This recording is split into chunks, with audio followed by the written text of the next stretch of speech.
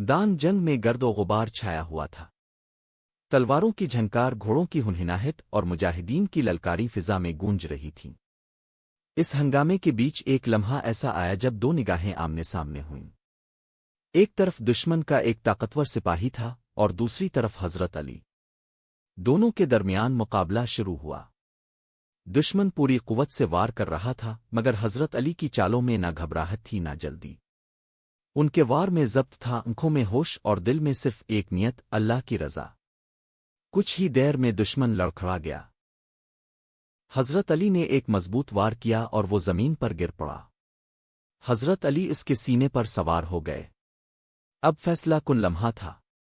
میدان میں موجود سب لوگ جانتے تھے کہ اگلے ہی لمحے دشمن کا خاتمہ ہو جائے گا۔ اسی لمحے زمین پر پڑے اس شخص نے ایک انتہائی گھٹیا حرکت کی۔ اس نے حضرت علی کے چہرے پر تھوک دیا۔ یہ منظر دیکھ کر سب کے سانس رک گئے۔ عام انسان ہوتا تو غصے میں آ کر اسی وقت تلوار چلا دیتا، مگر یہاں معاملہ کسی عام انسان کا نہیں تھا۔ حضرت علی کے ہاتھ میں تلوار تو تھی، مگر دل پر ایمان کی حکومت تھی۔ اچانک حضرت علی پیچھے ہٹ گئے، تلوار نیچے رکھ دی، دشمن کو چھوڑ دیا۔ دشمن حیران رہ گیا۔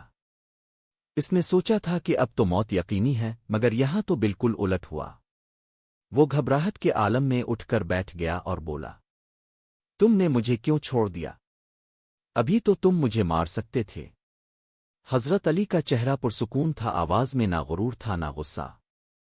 انہوں نے فرمایا، جب تک تم نے میرے چہرے پر نہیں تھوکا تھا میں تمہیں اللہ کے حکم کے تحت اللہ کے لیے مار رہا تھا، لیکن جب تم نے یہ حرکت کی تو میرے دل میں غصہ پیدا ہوا، اور میں غصے میں آ کر کسی کو قتل نہیں کرتا، کیونکہ اگر میں ایسا کرتا تو وہ عمل اللہ کے لیے نہیں رہتا بلکہ میرے نفس کے لیے ہو جاتا۔